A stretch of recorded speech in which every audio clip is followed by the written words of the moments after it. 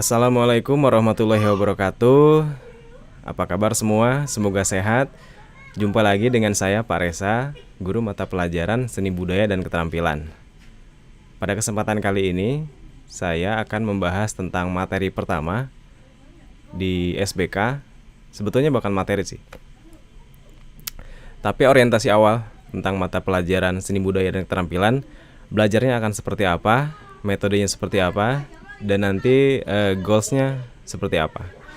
Tapi mohon maaf sebelumnya kalau misalkan nanti kedengeran suara-suara yang aneh-aneh, karena ini studionya studio alam bebas gitu. Jadi kadang ada suara motor masuk, ada suara macam-macam. Lanjut. Seni Budaya dan Keterampilan di tahun ajaran 2021-2022 akan menggunakan metode project based learning. Itu tidak jauh dengan tahun sebelumnya. Metode ini akan menekankan project sebagai acuan penilaian pembelajaran, sehingga mungkin nanti hanya akan diberikan sekitar 60% teori atau 30%, dan sisanya adalah membuat konten atau project. Project yang dibuat tentunya berdasarkan peminatan masing-masing. Yang suka seni musik akan membuat konten seni musik, yang suka seni tari akan membuat konten seni tari, begitupun dengan seni rupa dan seni teater. Sehingga yang perlu diandalkan adalah 70% nalar dan 30% pengetahuan. Begitu. Karena sebetulnya pembelajaran kurikulum 2013 karena berpusat kepada siswa, yaitu kalian, maka kalian dianjurkan untuk mengoptimalkan pemikiran kalian sendiri, baik itu berupa opini, gagasan, ataupun pendapat pribadi tentang apapun yang dipelajari di sekolah, khususnya mata pelajaran Seni Budaya dan Keterampilan. Yang ketiga, yang perlu kalian tahu bahwa project based learning ini akan menggunakan konsep bahwa pelajar atau siswa adalah pemecah masalah. Suara mobil kan? Ya, kalian harus bisa menyelesaikan bukan permasalahan, tapi tantangan-tantangan yang nanti akan saya siapkan. Gitu, entah itu dalam berupa membuat konten atau mengkreasikan konten yang sudah ada, atau nanti kalian bisa berkolaborasi dengan tokoh atau idola favorit kalian. Misalkan di slide 1 di sebelah sini kalian memasukkan konten video orang nyanyi, siapapun itu artis, lalu di sebelahnya kalian main musik. Itu kalau contoh buat seni musik. Kalau untuk seni rupa dan seni tari juga seni teater akan saya contohkan di pertemuan berikutnya. 3 hal itu yang perlu kalian ingat. 1. Project sebagai acuan penilaian belajar. 2. Andalkan 70% nalar dan 30% pengetahuan. Lalu student problem solver atau siswa sebagai pemecah masalah dari tantangan yang akan saya berikan. Kurang lebih ini pembahasannya. Apa yang akan siswa lakukan, bagaimana teknisnya, lalu timeline apa aja, dan kita diskusi. Mungkin diskusinya akan dilakukan secara tanya jawab lewat kolom komentar. Jadi silahkan simak videonya sampai selesai, lalu berikan kolom komentar. Berikan komentar kalian di kolom komentar. Tanyakan apapun yang kalian belum pahami. Apa yang akan siswa lakukan? Kita mulai dari apa yang akan siswa terima. 1. Konsep-konsep dasar tentang proyek seni. Baik itu konsep proyek seni panggung, digital, dari mulai proses latihannya, mungkin pengemasan dan lain-lain. Gitu. Lalu teori-teori dasar. Lalu teori-teori dasar seni musik, seni rupa, seni tari, dan kontemporer juga akan kami berikan.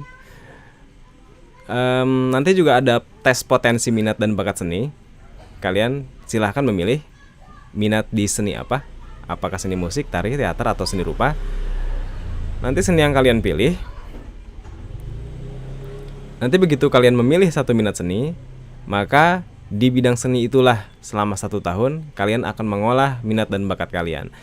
Yang sering terjadi adalah kalian suka pindah-pindah minat seni gitu. Itu sebetulnya tidak masalah, tapi buat saya itu sangat tidak dianjurkan karena akan menghilangkan progres perkembangan kemampuan kalian gitu. Misalkan 1 bulan pertama nyoba seni musik, terus karena bosan mungkin ganti seni tari atau seni lukis, nanti ganti lagi. Itu sangat tidak saya anjurkan. Maka dari sekarang pilihlah satu minat seni yang paling kalian suka. Pertanyaannya, gimana Pak kalau saya tidak punya bakat di kesenian? Nggak masalah, karena memang setiap orang bakatnya beda-beda, nggak cuma di kesenian aja. Tapi nyamuk. Tapi kalian tetap harus pilih satu minat seni, karena nanti buat kalian yang anggaplah kalau kalian bilangnya sih nggak punya bakat, tapi kalau menurut saya bakat itu kan sebetulnya hadir atau muncul karena proses latihan. Anggaplah kalian tidak suka minat seni apapun, tetap pilih, karena nanti yang dipelajari bukan hanya proses pembuatan kontennya, tapi ada ilmu-ilmu lain seperti proses kreatif. Lalu mungkin di musik ada pengenalan tentang alat-alat musik tradisional dan modern dan lain-lain seperti itu. Mungkin nanti akan saya arahkan juga buat kalian yang kurang minat terhadap seni-seni 4 ini, tetap pilih dan akan saya arahkan untuk membuat ulasan seperti itu. Berikutnya, pengalaman langsung membuat karya profesional. Ya, kita akan berlatih bareng-bareng membuat sebuah konten atau karya yang nanti pada akhir tahun saya harapkan bisa dipentaskan secara profesional di sekolah seperti itu. Maka perlu saya seleksi dari semua minat ini.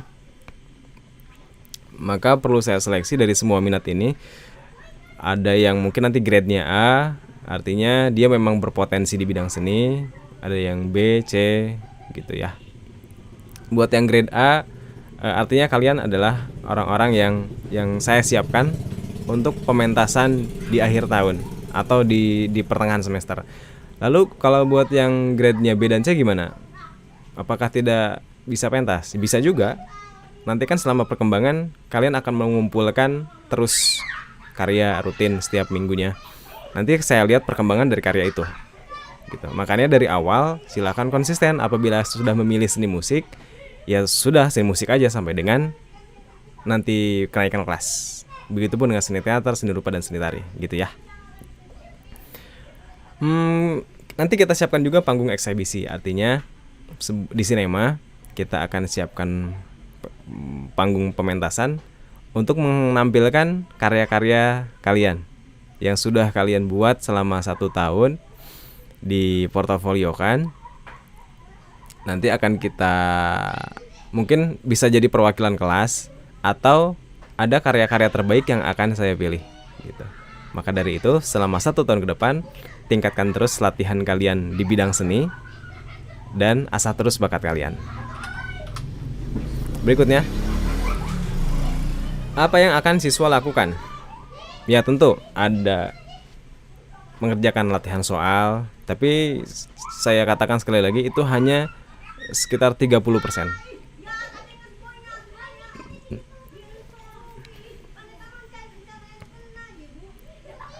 Yang kedua, membuat proyek kesenian individu. Masing-masing dari kalian harus membuat karya. Sederhana apapun karya yang kalian buat, yaitu adalah hasil kalian. Itu adalah usaha proses kreatif kalian yang perlu diapresiasi. Begitu. Ya, tentu seniman-seniman besar siapapun itu untuk mampu membuat karya yang bagus atau mungkin bahkan terkenal, mereka akan pasti sudah melalui proses-proses yang tidak bisa dibilang mudah gitu. Maka siapapun kalian, tetaplah membuat karya. Meskipun menurut kalian itu karya yang kalian buat kurang bagus. Tapi buat saya sih kayaknya nggak ada karya yang nggak bagus sih. Yang ada hanyalah karya yang dibuat karena kurang latihan gitu. Membuat proyek kesenian collab. Ya, kalian nanti juga selama pembelajaran akan membuat karya kolaborasi. baik berkolaborasi dengan teman sekelas, teman antar kelas, atau berkolaborasi dengan seniman favorit kalian. Yang tadi saya bilang ya, bikin satu bagan dua apa sih namanya? Di sini gambar atau video, di sini video. Satu kalian di sini nyanyi, yang satu lagi main musik gitu. Ya kolaborasinya boleh 3, 4 atau 6 orang. Nanti kita atur. Yang ketiga, membuat perencanaan proyek 6 bulan dan 1 tahun. Siswa yang terpilih seleksi, minat dan bakat akan saya bentuk kepanitiaan dan kepengurusan untuk membuat proyek selama 6 bulan. Gitu. Nanti di akhir semester sebelum pembagian rapot, kita akan pentaskan proyek itu yang sudah direncanakan dari mulai September bulan depan. Dan proyek 1 tahun yang akan kita pentaskan nanti di acara perpisahan atau di acara-acara akhir tahun lainnya. Berikutnya, membentuk panitia event eksibisi. Setiap perwakilan kelas akan saya minta untuk membentuk panitia penyelenggara event eksibisi setiap karya dari kalian, begitu. Jadi ada event besar yang setiap 6 bulan dan 1 tahun, dan mungkin nanti selama per 3 bulan kita akan coba untuk mengeksplorasi hasil karya kalian di sinema atau di tempat lain yang memungkinkan kalian untuk mengekspresikan karya kalian.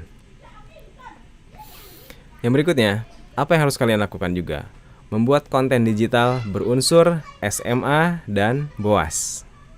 Masing-masing dari kalian setiap 1 bulan harus membuat konten yang mengandung unsur SMA dan BOAS. Maksudnya kayak gimana? Boleh menggunakan kata-kata SMA atau BOAS, boleh juga ada unsur sekolahnya, ada unsur lambang BOASnya, dan sebagainya. Nanti untuk jelasnya akan saya jelaskan lewat pemaparan lain. Saya ulangi, ada 6 poin yang akan kalian lakukan selama 1 tahun ke depan dalam pelajaran SBK. Yang pertama, mengerjakan latihan soal. Yang kedua, membuat proyek kesenian individu atau konten 1 orang 1 sesuai dengan pilihan minat dan bakat. Yang ketiga, membuat proyek kesenian kolaborasi, sama sesuai dengan pilihan minat dan bakat. Yang keempat, membuat proyek 6 bulan dan 1 tahun khusus untuk siswa-siswa terpilih. Lalu yang tidak terpilih gimana? Tetap terlibat, mungkin sebagai kepanitiaan. Membuat event eksibisi. Yang terakhir, membuat konten digital berunsur SMA dan BOAS. Lanjut. Ini timeline-nya. Kita start bulan Agustus. Yang akan saya lakukan pertama kali adalah menyeleksi peminatan seni. Nanti akan saya bagikan Google Form. Silahkan kalian isi berupa nama, kelas, pemilihan seni, nomor telepon, dan lain-lain. Lalu pengiriman sampel karya. Di bulan Agustus saya akan meminta sampel dari setiap karya kalian masing-masing, gitu. Apapun itu, kirimkan saja. Boleh berupa video ataupun foto. Mungkin kalau bentuknya seni rupa 2 dimensi, kalian bisa buat video gambar dan prosesnya. Kalau berupa tari ya divideokan, kalian menari, menyanyi, begitu juga sama. Begitupun dengan seni teater. Di bulan Agustus kalian harus memunculkan 1 proyek yang tadi ya, yang ada unsur SMA dan BOAS-nya.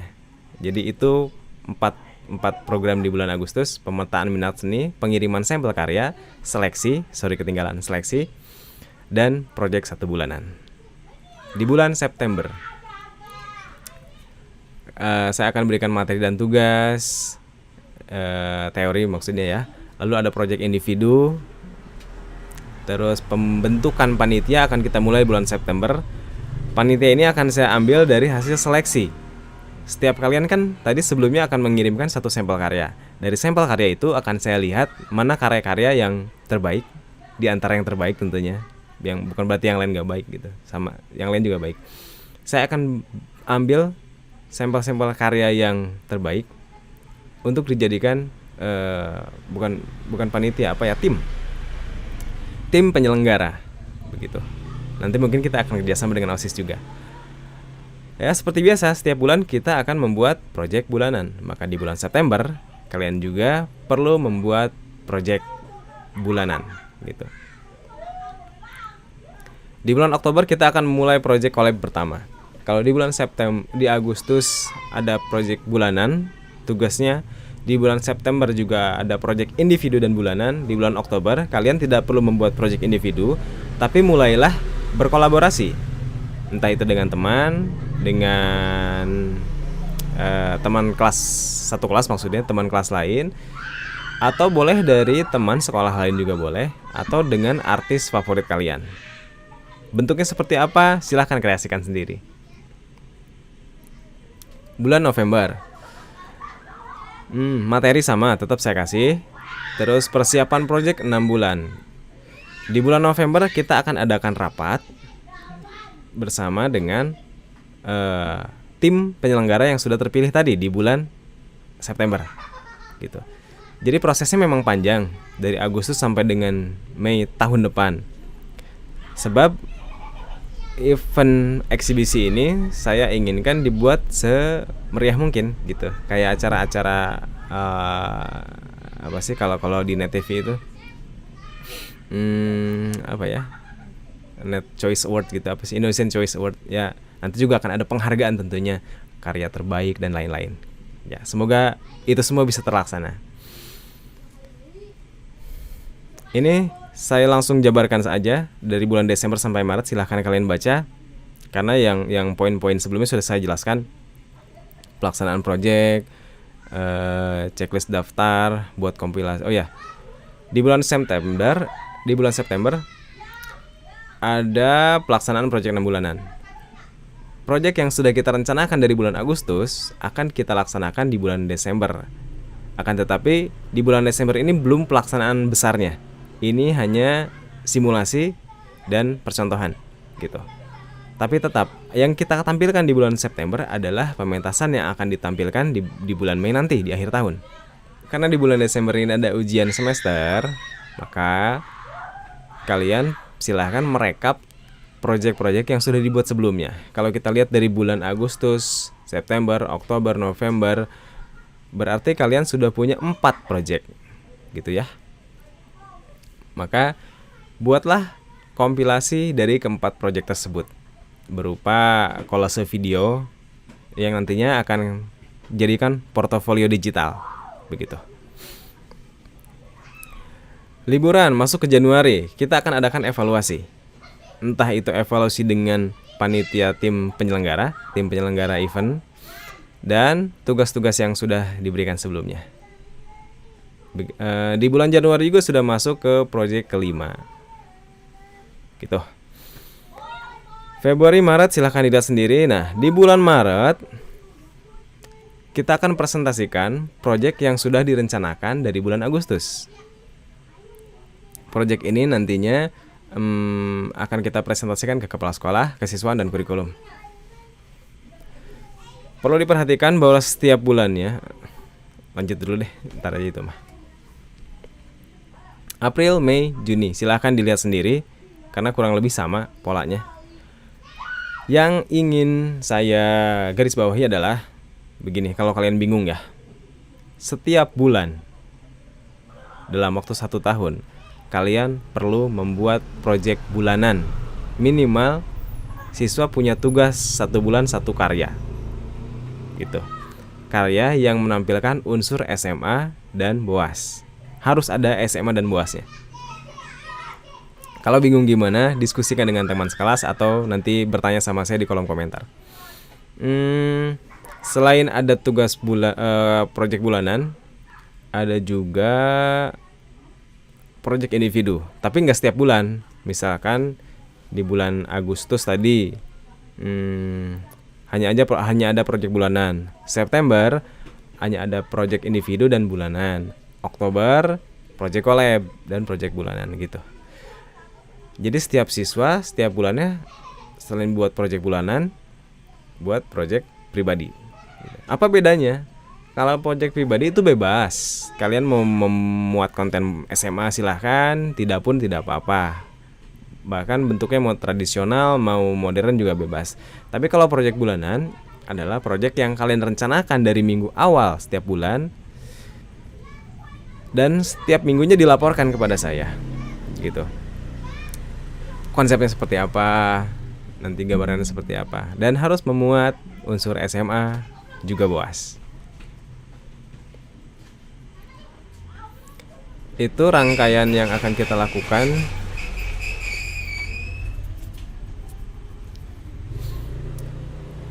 Kurang lebih itulah timeline yang akan kita lakukan bersama selama 1 tahun ke depan, sampai dari Agustus sampai dengan Juni.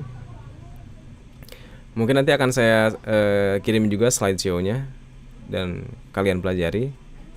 Barangkali itu aja yang perlu saya sampaikan. Apabila masih ada yang kurang jelas dan ingin ditanyakan, silakan tulis di kolom komentar. Mau subscribe boleh, enggak juga nggak apa-apa sih. Ini soalnya bukan akun YouTubers, ini mah materi doang. Saya pernah punya akun YouTube tapi dibajak. Ya udah, nggak penting. Ya itulah rangkaian belajar mata pelajaran seni budaya dan keterampilan selama 1 tahun ke depan, dari Agustus sampai dengan Juni. Silahkan kalian ikuti prosesnya.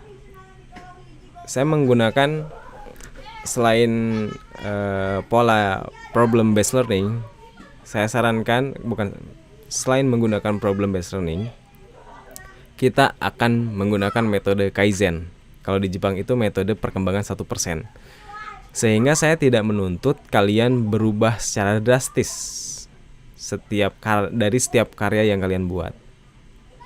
Cukup 1% aja perubahan perkembangannya, itu sudah sangat bagus. Yang penting konsisten. Ketika kalian belajar seni musik, misalkan belajar gitar, otomatis pertama kali yang harus kalian lakukan adalah menguasai penjarian dan menguatkan jari-jari kalian. Jangan langsung berharap bisa main melodi yang rumit gitu. Minimal minggu pertama belum bisa metik, minggu kedua bisa metik 1 senar, itu juga sudah kemajuan. Ya walaupun kemajuannya sedikit, tapi nggak apa-apa gitu ya. Barangkali itu aja yang bisa saya